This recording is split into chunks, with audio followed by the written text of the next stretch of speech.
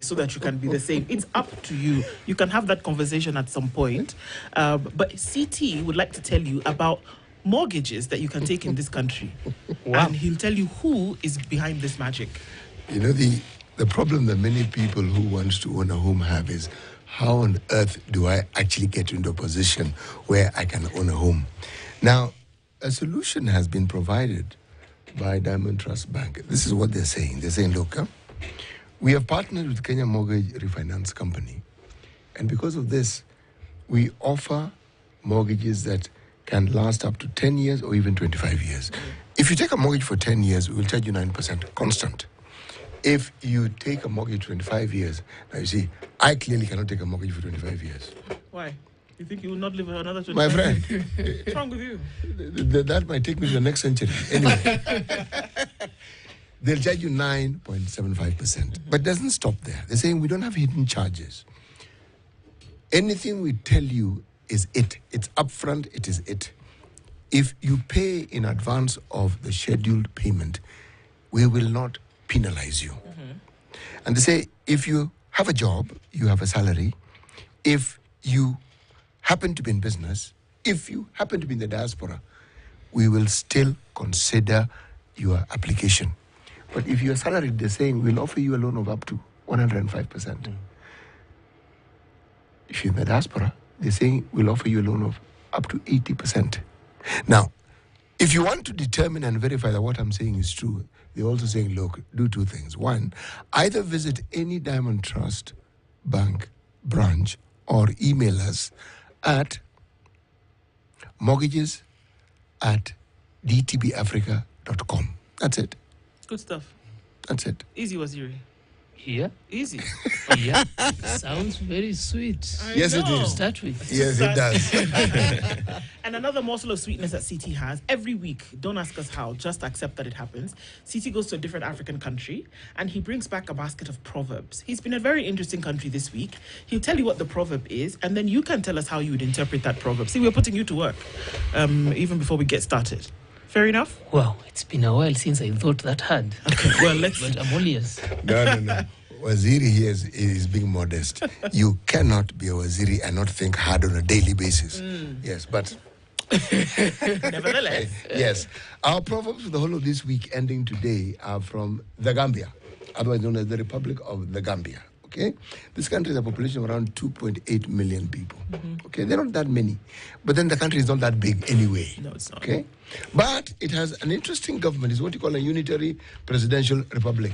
Okay? They have a president, they have a vice president, and then they have a speaker, and they have a chief justice, and they have a national assembly. Okay? Right. The proverb. He who weeps in the morning knows what makes him weep. He who weeps in the morning knows what makes him weep. What do you think of that, Waziri? To weep on a daily basis in the morning. First of all, it means it's a routine. Yes. So there must be a reason as to why this guy has adopted that routine. It could be, in my opinion, because this is in my opinion. It's your opinion we want. Could be. It must have a beneficial effect to him. Because weeping on a daily basis, unless you it's very interesting. Come to think of it, these Gambians are trying to juggle our minds very early in the morning. But you're on the right track. You see, the thing about your opinion, Banaziri, you can't be wrong. I said it's my opinion. Yes, and we agree with you completely. And you're right. Whoever weeps in the morning must have a very good reason why they're weeping. Yeah. It must have a benefit somewhere in the month. Maybe if he doesn't weep, his eyes are cloudy. How do you know? Oh, it's a... Ooh, I see that. Yeah, must be a good reason. Maybe you want to clear something up to start the day. Yeah. That's why you're... Okay. Engineering is coming out here. Doesn't, a solution is being found. Absolutely. This is literature. This is not engineering. Well, I mean, you want to think about solutions. Solutions. Yeah, definitely. Solutions. Interesting that we're talking about water access this morning Yeah. and irrigation in Kenya. Strategies and solutions towards making some of these things happen. And very happy that you're here with us this morning, Waziri, to go through some of these matters. Giving an overall picture of, the challenges that Kenya has in terms of adequate water supply, making sure that there's a preservation of those resources, and ensuring that, number one, clean water is available, and sanitation, the whole wash sector is essentially taken care of. I'd like to get, even as we start, an overview from you of, what the situation is. And then before we get into some of the interventions that are being taken and implemented to ensure that some of these things actually happen. Thank you very much. Very well done. It's an interesting name. Thank you. But on matters of water and sanitation, I will paint a picture of where we are as we speak. We are at 73% water connectivity as a country. And this also includes the unregulated areas in the country. Remember, we have water regulation.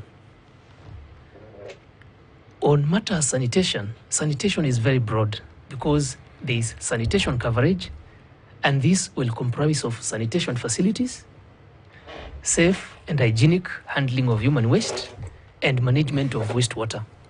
Generally, when you talk about overall sanitation coverage, we are at about 92-93% because we still have some sections in this country that we still have open defecation.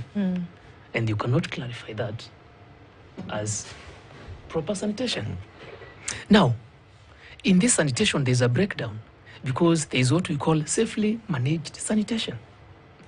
And I know this is a conversation that needs to be held because whenever we talk of safely managed sanitation, we are talking of at least a facility that has a basic sanitation facility and a hand washing facility that has soap and water, and which is not shared with other households. So it means if your facility has soap, water, but it is also shared, it is not classified as safely managed sanitation. If it's not shared by whom? Other households. Other households. Okay.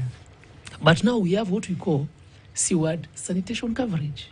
This is where we have centralized. It is a subset of what I've called safely managed sanitation because now we have centralized centralized facilities that are actually interconnected with what we call flush or pour with water. And that one is now taken to a safely managed site, like a treatment plant or an on-site sanitation facility. Maybe my namesake here, without an A, Your namesake with without a single A, has one of those. Maybe he has a septic tank to his home. If you're not, Rural.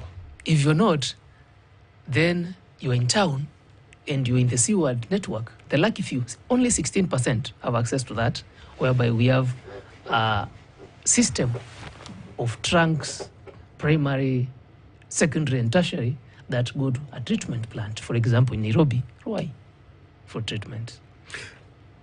We're going to ask you to explain to us what you mean by treatment. But before we get there, let me ask this question.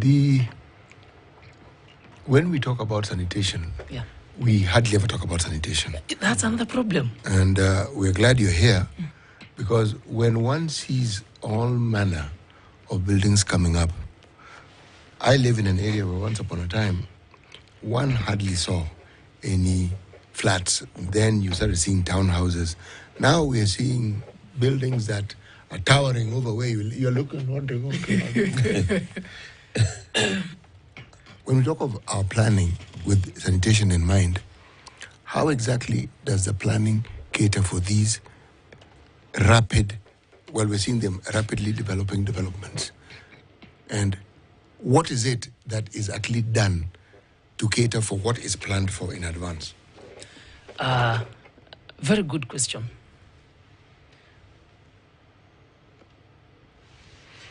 Initially, and allow me to give you a historical background on sanitation is that this country, we focus too much on access to water. And in a way, skipped our minds that the amount of water we consume on a daily basis, 80%, 70 to 80% of that must come out as wastewater. Now, because of population increase and population pressure and accommodation in the country, we find ourselves in towns with rapidly expanding systems and networks and with pressures of people all over. Now, the buildings you're talking about, multi-story, that you're looking up on a daily basis coming up, is to accommodate this population expansion and growth. Now, as these buildings come up, we are also supposed to be working in parallel to ensure that our sanitation facilities, such as trunk sewers, these are the DN 500, meaning big diameter pipes, are available to handle this waste, or also in the same plots where we have these high-rise buildings, we are supposed to be working to ensure we have what we call on-site sanitation facilities. What do I mean?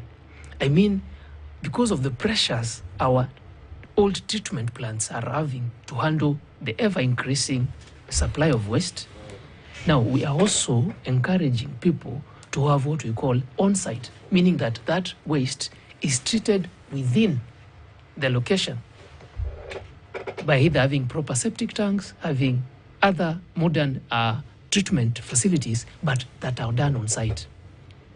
And once this is properly treated, or partially almost to the final residue that we need, we can expose to our ecosystems, this can be taken now to the environment. That is very safe. Now, the challenge with that is now there is need for interministerial planning systems, because when these structures come up, that planning is under the Department of Planning, mostly in our county governments, because of the Constitution 2010, where we became a devolved nation. But we think we need people with that foresight to ensure that these structures just don't come up. Otherwise, when it rains in most towns, you realize because of that pressure in our old trunk sewers, which are now overutilized, you see manholes popping all over. They do. Human untreated waste. With what you call raw. I'm trying to be very diplomatic and modest on these statements. Flashing on top of our manholes and pouring into our drains. And that is a big challenge. So our county departments of planning, because this service is a devolved function also. It means we share the mandate between the national government and the county government. There has to be an interdepartmental criteria so that as counties approve these high-rise structures, the checks are there that are commensurate to check and ensure there is adequacy of the sanitation facilities available to handle that waste that will accompany that. What would need to happen for that departmental essential coming together? Because it seems it's been so long that has not been happening. And then sadly and unfortunately, we have then the situations that cause challenges that you speak of. So what needs to happen? It seems like people just need to have a conversation with each other and we get the thing moving. Why would it be posing such a big challenge? It's not a big challenge if you look at it, if we are open-minded, because this is the situation room. We are here to dissect and discuss, correct? Yes, correct. Yes, Very for correct. sure. Absolutely. If we stick to our planning, because urban centers have zoning and planning maps, correct? Yes, they do. Land use maps, we call them. Mhm. If we stick to those land use maps and adhere to the master plans of towns that are meant, areas that are meant for maybe for industrial region, stick to become industrial, residential, stick to become residential. If we stick to that, because when these facilities were designed, when an engineer does a design for a trunk sewer, he's looking at 30, 40 years to come. And he's not designing at the current population. If where you live, you are 1,000 people, we project population in the last like 3 decades, because we are looking at census 1979, 1989, 1999, and now we have census up to 2019. We draw a correlation in those 5 intercensus periods and predict and project. It's not 100% accurate, but because of that historical numbers, you can come up with a correlation and look at in the next 20, 30 years, with modernization, with now different lifestyles that are affecting the world, what population are we expecting to have in the next 20, 30 years? And that is what our systems are designed for. Unfortunately, some of our systems that were designed in the year maybe 1990s, their design period and capacity, because now in the year 2025, are almost being exhausted. If it was designed 1990, for 30 years, how many years are we now? 35. Yeah, 35. Yes. We've got 5 years to go. And then the question is, are there plans for expansion? Are there plans Definitely. for, redesign for another 30 years? Definitely. And how do you see that actually coming out? These cycles of design are cyclic, whereby now we are supposed to start investing as we are. Like you have heard of the Nairobi Rivers sewerage improvement project. Do not confuse that with the Nairobi Rivers restoration program that is under the Ministry of Lands. This is where, because of the pressures in Nairobi, we have embarked on doing trunk sewers on Nairobi Rivers, that is Mathare, Nairobi River, all the way to Juja, all the rivers around there, to clean our rivers. And one of our activities, this program I think started in the year 2012, phase 1, that ended in the year 2017. Then we realized we have built so many trunks, but these trunks don't have the tertiary lines that actually connect the trunks, because trunks are designed for the next 30, 40 years. Now in the process of doing what we call phase 2, which actually does the secondary. These are the small ones that come to your home, and then the tertiary. The secondaries come to your streets, but the tertiary actually comes to your plot to actually utilize now those resources. But the challenge is the cost of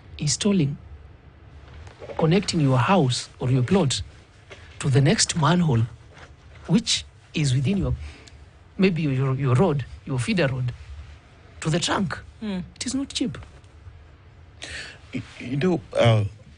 Manasias, there are a few questions where people say that when you say 73%, some of them in urban areas say they've never seen water in their taps. And then there's a question also of the quality of the water that comes in. We buy a lot of bottled water. Should Nairobians, for example, be able to drink straight from the tap and save on other water costs? I think those are some of the most basic urban questions that are there. Yeah. Water, provision of water is enshrined in our constitution, right? Article 43, yes, whereby the government is supposed to provide clean, and not only clean, but adequate water to the citizens, to the people. Yes. Now, as a ministry, because water is a devolved function, as I said earlier, yes, we are involved in development of the bulk systems. yes, The actual service provision, which we also support because sometimes counties don't have the capacity, is mandated under the county government. But on matters treatment, like for example, you talked of Nairobi. I'll give you an example of Nairobi. Nairobi gets its water from different sources. We have Karimenu, we have the NCT that actually just completed the other day, that is Ndakaini. And before all that water is pumped, I think 60 kilometers from Ndakaini to Gigiri tanks here in Kiambu, because now that water is being shared amongst 5 counties, it goes through what we call water treatment. Yes. Please follow me through. Because when that water now hits the county governments, whereby now we have the small taps, the small pipes, the transmission means are bulk water supplies, inter-county travels. So you bring with a big pipe, DN 500, that is such a big pipe, almost half a meter pipe. When this water hits Gigiri tanks, we call them terminal reservoirs, it is transmitted either to Embakasi or to Kabete tanks.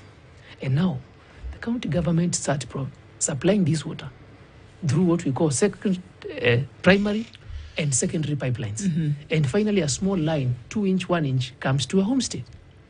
But that water from the treatment plant that was done is supposed to be safe and actually very hygienic for you to drink from the tap. Okay.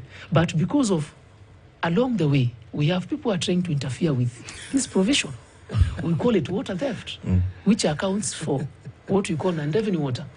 People are puncturing pipes and haphazardly without plan. We have leakages that are not getting repaired. And all manner of people trying to cut corners. So there is also a possibility, I said a possibility, of once in a while the water coming into contact maybe with earth, changa, along the process. Yes. But for sure, when that water leaves our treatment plants, it's supposed to be safe to drink, because we actually have labs. Yes. And what we have, we know the KEBS and the World Health Organization requirements for potable water. So if there was no interference along the way, essentially what you're saying is that people should be able to open their taps and drink the water out of it. Definitely. So then there's a secondary problem where the water doesn't get to some of these taps anyway. That there are very many estates in Nairobi, and we're just using Nairobi as an example because there are other parts of the country where this is yet to reach. So of this 73% that you speak of, CS, there's some estates notorious in Nairobi for not having water for 2 decades, 3 decades. There are people who've grown up and are now working with their own families, who've grown up in these estates and are yet to have been able to open a tap and water flows from it. They are in the business of water bowsers, which is another thing, that the people that you talk about interference are those people who interfere, put the water in the tank and then come and sell it to these very estates again. Yeah. So that's another big issue, Yeah. that could be why, the water doesn't get to the taps. And how is that being taken care of? Now, the Nairobi demand, as we speak, is between 900,000 to 1 million meter cubic per day. Buddy. Okay. Meter cubic. That's a lot of water. As we speak, upon commissioning of the Northern Collector Tunnel, we have a deficit in Nairobi of around 250,000 meter cubic. So that answers your first question on some estates not having water. It means our demand, it's like business, is more than what we can supply as we speak. Because of modern urbanization, people have moved to towns, estates are mushrooming all over, and there's that pressure for the ministry to keep up with the demand. That is the first answer to your question. The second question was, what are we doing about the water we are losing? Apparently, our non-revenue water, this is the water that is abstracted from our catchments, our rivers, our streams, etc. We lose 43% of that water because it does not contribute revenue to our water companies, which are under the county government. And that is what we call non-revenue water. Water has been abstracted from the stream. It has been treated, literally, chemicals, etc. has been put into this water, but it does not contribute to the revenue income of the water service provider, the company, which are under county governments. The question is, where does this water go? One, you talked of theft, a serious, notorious problem. And I think we need to have a conversation as Kenyans a serious conversation about that. Secondly, we have leakages. You see, pipes are buried. If there's an issue with that pipe and the leakage is small, no matter how small, that might take time for you to notice that leak from the surface, and that contributes to that loss. We have leaking taps along the way. We have what we call illegal connections, part of water theft in the process. We have people who have done their own connections to actually feed the boozers he's talking about and sell the water. To the same people who should be getting it in their taps. And that does not contribute to the revenue income of the water company. And this is rampant all over Kenya. So we did a study last year, and last year but one, that with losing 43% of abstracted water in the Andevan water, the country, our water service providers, the companies, lose to a tune of 10 billion annually. That becomes a cascading problem, because with companies struggling, they are always at the mercy of the county governments. They cannot break even. That is one. Because now they have operations and maintenance departments. They need to expand their infrastructure, old, some of them dilapidated. And it requires improvement. But because the revenue is limited that they are collecting, and they have lost 43% of that, they cannot even break even. I want to take a break at this point, Mark. We'll just come back with your question right after that. The Cabinet Secretary for Water, Irrigation and Sanitation, Engineer Eric Muga, is our guest this hour, and we're looking at, all right, the whole situation. We'll look at water, we'll look at sanitation, we'll look at irrigation, which is a big issue as well, and we'll come back after this with that question, Mark.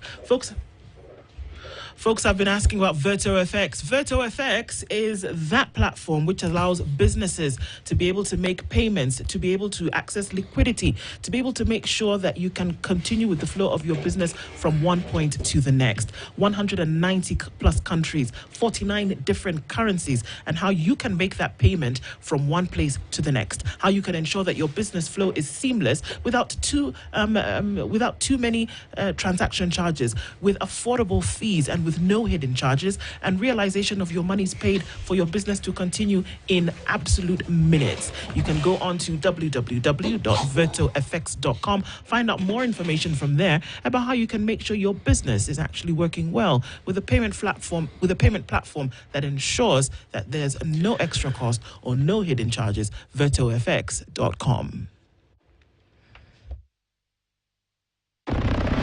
This new year, discover something new every day on your StarTimes decoder. Buy an aerial decoder plus 1 month free classic bouquet subscription to enjoy the magic of African stories on ST Swahili, AMC Movies, and ST Nollywood. Tales of adventure that take you far on Bliss TV, ST Kung Fu, Z Cinema, and Nat Geo. Or a dish decoder plus 1 month free super bouquet subscription to watch heartwarming dramas that bring you closer. Do you want to be my wife? Yes, David.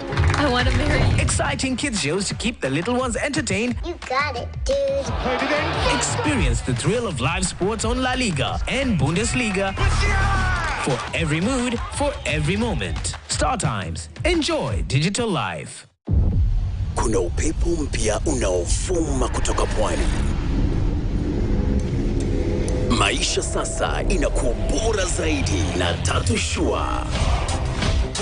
Tatu Shua, Shua zaidi. Maisha sasa inakuwa bora zaidi na Tatu Shua. Tatu Shua itakuwa Shua zaidi.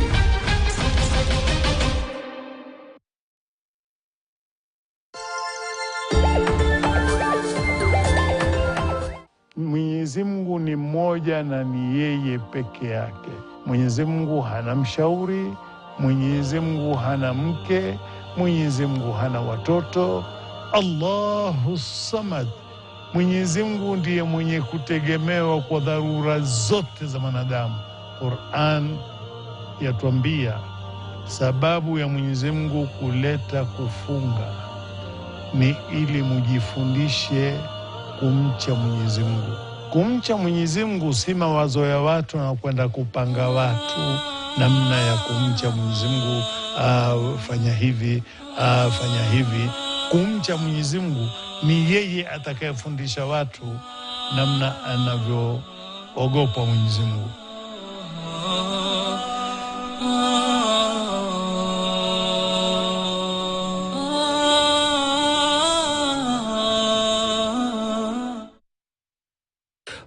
And many others, some of which you're merging, that are charged with actually making sure that these resources are well utilized and the quality is up to scratch. Some of them have had issues that you are dealing with. Some of them have had a CEO, for example, who's been in office for far longer than is allowed by law, other things that are happening. Are these institutions enabling you to do the work, or do you need to overhaul them so that they're able to do the work that they are mandated by law to do? Because there's issues, and we're going to go into irrigation for a bit, and then you'll update us on Galana Kulalu as well. But are these institutions being able to assist your office to do what is supposed to be done? Thank you for that, because you are talking about institutional reforms. Yes. There was a feeling during the height of Gen Z protest that the government is bloated. And I think His Excellency the President made a commitment to try and lean the government, if that is a word to use. And you saw the other day there was a discussion in cabinet whereby it was agreed that some of these institutions can be merged, not because they are not doing their mandates, but because we have every institution as a CEO, it has a board, etc. And there is need for us to minimize that recurrent expenditure, so that we spend more on development as a nation. Leaning out these institutions does not demystify or does not take out their mandate, because there will be a framework on how this core mandate will be maintained as these institutions are being joined. Per se, if I can use that word. Yeah. Merged, These institutions and the staff carry out daily activities that actually move the cog of development in this nation. And the mandate will still be there, whether the institution is the same or under a different brand name. Only that we are trying to lean out the recurrent expenditure to spend more on development, which is the actual way we bring services to the people. So if the situation is the same, CS, then what's the point of merging these two organizations? Because now when you merge them, you minimize the board members. Okay.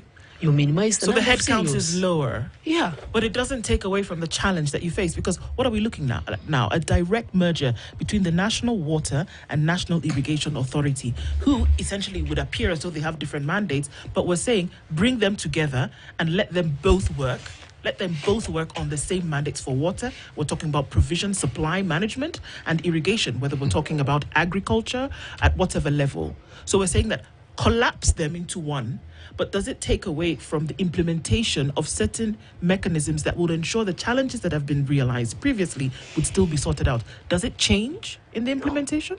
Please, to clarify, it does not mean that these institutions are not doing their mandate as we speak. It means that they are being controlled by two different, maybe boards, different levels of CEOs, leadership, etc. To lean this in is because, for example, the institution on water harvesting, etc., is mandated to harvest the water. And I've said not once, not twice, that in this country we don't have a challenge with water. We have a challenge with storage. Because when it rains, the other month, you see the flooding in Nairobi. All that water, as we speak, is either in Indian Ocean or in our inland, internal lakes. And in the next few months, by March, we shall all be wailing that we don't have enough water, which is a problem. The ministry will be mandated to even help in some places with provision of water. Now, I have to ask this question even as you continue. Yes. Once upon a time, the entities that we are now merging were not separate entities. It was one. there was logic that mitigated and brought about these separations. Yes, in the interest of trying not to duplicate whatever it is that we are doing, are we saying that the discussion around having these separate bodies, because there was logic behind it, are we saying that that logic has outlived its usefulness and that the merger now will provide better services and a better way of managing our water resources? Look at it this way. We can't have irrigation without water. Yes. Is it possible? No, it's not possible. So for us to have irrigation and water, what is wrong with these people working together as a team, whereby once we develop the infrastructure, better communication in the same area, because once we develop the infrastructure, in the process of developing the infrastructure, there is inter-agency consultation. There is within intra-consultation to develop our lands for irrigation. It does not mean that the mandate on water storage and the actual irrigation will not happen anymore. We need to clarify to Kenyans and get it very correct that this is about establishing a new, more efficient system, because the ones we have been tested for a while, and we keep evolving also as a nation. But Waziri, I'm actually in agreement with you, because it's something I saw and experienced. Yes. It's something called Kenya Ports Authority and cargo handling. Yes. The cargo that you're handling is at the port. Yes. Okay? It was once upon a time a unit. In fact, before that, it was even East African Harbours and Railways. Yes. Okay? Yes. That is very a while, eh? Yes, it was. I'm going somewhere with this. And then the government of the time employed some people who were experts to come and advise. And they said, you know something? It is good that these units separate so that cargo is handled differently. It has its own management, etc. And Kenya Ports Authority has the same. Yes. Some years later, another group came and the government had to look at this thing and advise, and again they merged. Now, cargo is at the port. So why don't you just manage the cargo within the unit of this? You see, the railways that I spoke of earlier on were used for ferrying whatever you had. Yes. So I'm simply saying Efficiency. yes. Efficiency. That is the term. That is the point. What is it that gives us the best way in which we can efficiently manage the resource? I personally think that the Ministry of Water has so many departments that should honestly be, because when you look at the Water Authority, right? You look at irrigation boards, etc. You look at the county level, water development, whatever's. There are so many institutions that could be run more efficiently if they were merged. On that we agree. Now to my main question, Galanu Kulalu, the Galana Kulalu. Yes. Or is there another one called Galanu? You know, it's Valentine's Day. You must be very clear whose name you are mentioning. So, Galana Kulalu, elephant in the room, simply because what has happened, what's the update? We know the Israeli had made a complaint before. We know that there is interest from the UAE coming in. There's also interest in our northern spaces in terms of creating irrigation. How soon can we actually, as Kenyans, see the dividend of these labors of ours? I think the conversation on Galana Kulalu started, I think, around the year 2015 or somewhere there. Even later, before that, yes. I'm coming to that point. Yes. Because why irrigation first? Our climate situation has been changing.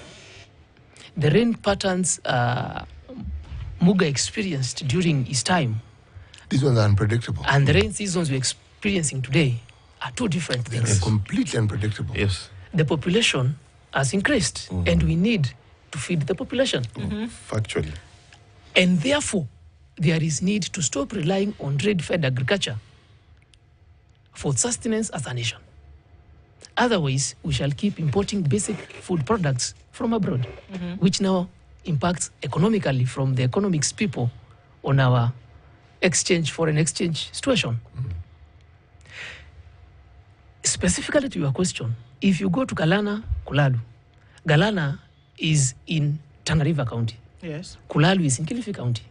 The combined land in that area is more than 1.75 million acres of land idle and being used for small activities here and there. Meaning that we don't have a lot of productivity from that land. Now, I said there can't be irrigation without water. For us to maximally utilize this water, the river Sabaki, or other river in Nairobi, what you call it, because it changes names as we traverse the country, Move along and head towards the Indian Ocean. needs to have what we call a dam. Yes. The Galana Dam. The Galana Dam, I think you have, if you have not built dams before, will cost us the Galana Dam and the canal, because there has to be a dam and there has to be a conveyance system to take this water to the farms, scheme. to the scheme, will cost us around 33 billion Kenya shillings. The situation now, my friend here is talking about, is that we already have a small dam, which is very small, can only sustain not more than 7,000 acres of land. And that's why there is a partnership between Selu and Aldara company, which you're calling now the UAE interest. Yes. First of all, to help us build the dam, because we can't build a dam. As we look for funding to build a dam, there must be what we call an off-taker guarantee that this water will not be idle. Whoever builds this dam shall not build a dam in vain. There has to be a guarantee that the water will be utilized. And that is why you saw us sign an MOU, Yes. which is a memorandum of understanding with Aldara, which is a UAE company, to utilize 180,000 acres. The MOU is not a contract, it's an MOU. But MOUs are not binding. by the way. So, So, Let me get there. MOU is not binding. They give them leeway to actually start the soil profiling, as we already cultivate the 5,000 acres, which will begin in April this year. The first farm based on the small water supply we have already. Yes. For a company to invest to a tune of 105 billion in our area, because that is the portfolio they have put forward to invest in, they need to be sure that even the soils we have in that region for 200 acres, which is like 200 out of 1.7 million acres, is like 10-15% of the land, that the soil can support growth of crops, can support different varieties. We have a problem with feedlot, etc. Those are some of the conversations we are having. First of all, because this land being idle is not contributing to our food security, because Galana Kulalu is a food security project agenda for the nation. Yes. I have to ask though, Yeah. because Galana Kulalu, for example, was already at some point paid for, one.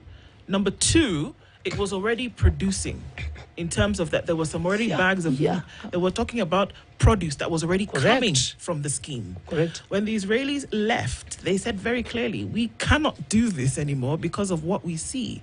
How are we sure that now coming into yet another agreement with this new organization, who for some reason is still doing a feasibility study about whether the soil will be able to take off some of this produce? I don't understand. It seems like we are going back instead of going forward. Why are we doing a feasibility study now to see if the soil can actually produce the kind of produce that you need if it had already been doing it before? Let me explain. First,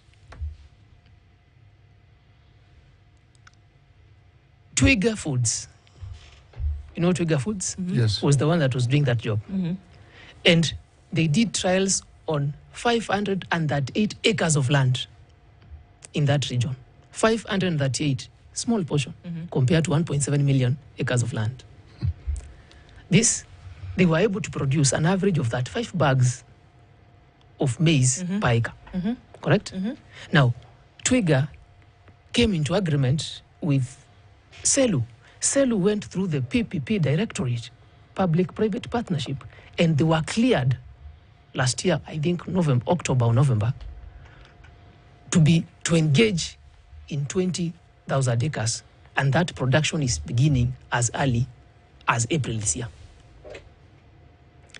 Now, because the small area they are doing can only be supported, less than 7,000 acres can only be supported with the existing water supply. We need to do the dam I talked about to give us 1 billion meter cubic of water to support. To increase. Yes. Okay. To expand, because we are saying it's a food security thing. Yeah. You farm small, you don't break even. Can I jump in and ask you then? Yes, because yes. I know we could spend a lot of time on Galana because there are so many things that are happening at the same time. There are very many moving parts to bring this scheme together. Yes. But then if you look at other parts of the country where there are smaller schemes that would take into account what would be done for irrigation, again, going back to the fact that, economy based on agriculture, irrigation then paramount to having some of these things happen. There are smaller schemes that have not been completed, yes. And so we have to ask, for example, what's happening with the Oluch Kimira in Homa Bay? What's happening with the Molo Sirwe in Baringo that have not been completed that essentially could be sorting out food security issues on that side of the country? Good answer. As I said, the advantage with Galana Kulalu is land, this availability of land and mechanized farming. Because once you attract a proponent like Caldara, if you go to Egypt, they have transformed a desert into a food production system, whereby it took them 10 years because we sent a team from the ministry to do due diligence. It took 10 years for them to break even. So if it's small farming, they are not part of that. And attracting a proponent, you see now, our exchequer cannot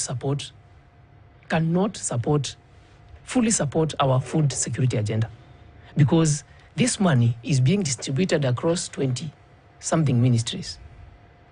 It's not enough. For example, in my ministry, the development budget for last year is not more than 18 billion.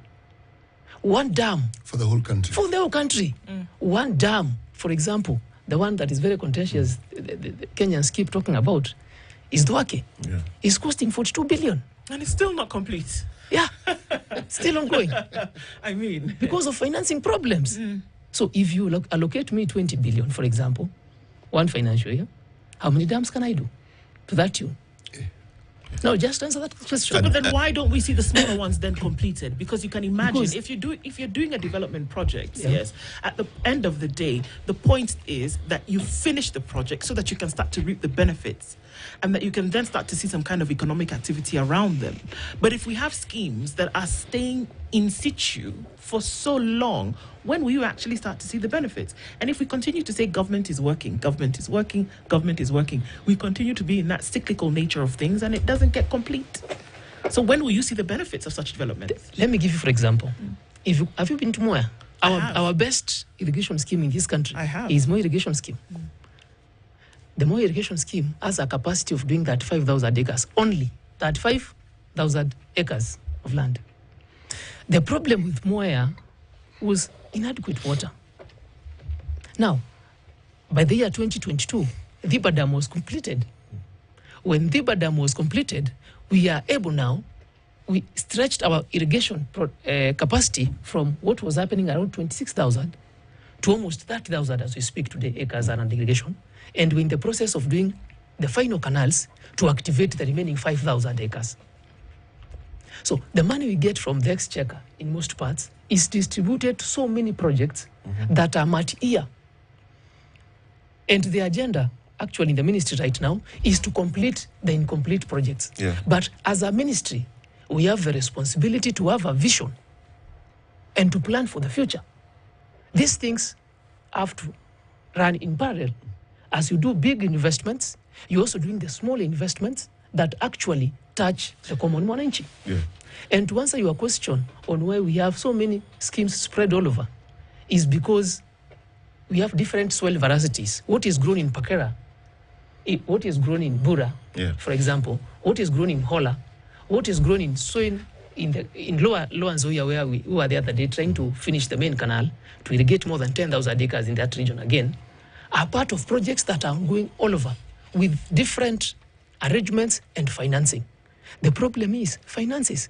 To achieve what we actually want, we need a bigger investment outlay as a nation. Yes. A lot of these dams, if I remember, were under PPP agreements. Correct. So expecting that the cash would come from outside the country and quickly finish the dams, because we saw the expressway, which is not a dam, done in a very short time. These PPPs that we have, are they the ones that are unable to finance this, or is it the exchequer? Because I'm assuming that the 20 billion should be exclusive of the money these PPP partners are putting in. So how does that balance out? Good answer. Good question. PPP projects in water are not a walk in the park. That's why I said it's not an To start expressway. with, Yes, it's difficult. PPP projects in energy, in roads are easy because you just have to tolling. For example, for you today to use the expressway, what do? Titi, you pay. Correct? But first of all, last year, the President, His Excellency Dr. Samuel William Ruto, signed an amendment to allow water to invest in, to attract investment in PPP. To give 100% water coverage, because we are at 73%, we require a tune of 995 billion cost. Yes. Where do we get our money? Concessional funding, exchequer. We are looking at grants. We are looking at all that, what even the government, both national government and the county government, contribute in the development in the water sector for the next 7 years. For the next 7 years, will be around, our estimates give us 539 billion. So we are still 466 billion short. Okay. How do we get this money? I think these are the things. I mean, it's quite unfortunate that please, our time answer. is actually coming. Let me answer the PP question because it's very critical for him. I'll give you some seconds to do that. Yeah. Yes. Because now, when a proponent comes into the industry and they want to invest in a dam, for example, they want to know who is the off-taker, the off-taker guarantee. Yes. Well, these people actually pay for water. Yes. And that is a big challenge with us as Kenyans. Well, this water, how long? So what if they don't pay? Yes. And people argue in Kenya that water is free. So for us to attract PPP proponents is very, very difficult. And that's why we have hired a consultant to analyze our situation upon the President's assent of the Water Amendment Bill to allow us participate in PPP on how can we package our projects better to attract these people into the industry of water. And I think those are the fundamental things. Those are the fundamental issues. I think one thing that has come out very clear here is that funding is not available, and even some projects are not complete. We're still in situ, whether we want to admit it or not, that we're still in situ for a lot of these things. And the cyclical nature of development requires that you have to keep these things rolling. Yeah. But it would be good to come back and have this conversation, a bit longer with you. But we want to thank you for being here this morning. Cabinet Secretary in the Ministry of Water, Sanitation and Irrigation, Engineer Eric Muga, has been our guest this hour. Thank you very much for being here, and we look forward to this conversation again in the future. Good morning. It's 8:01. Thank you.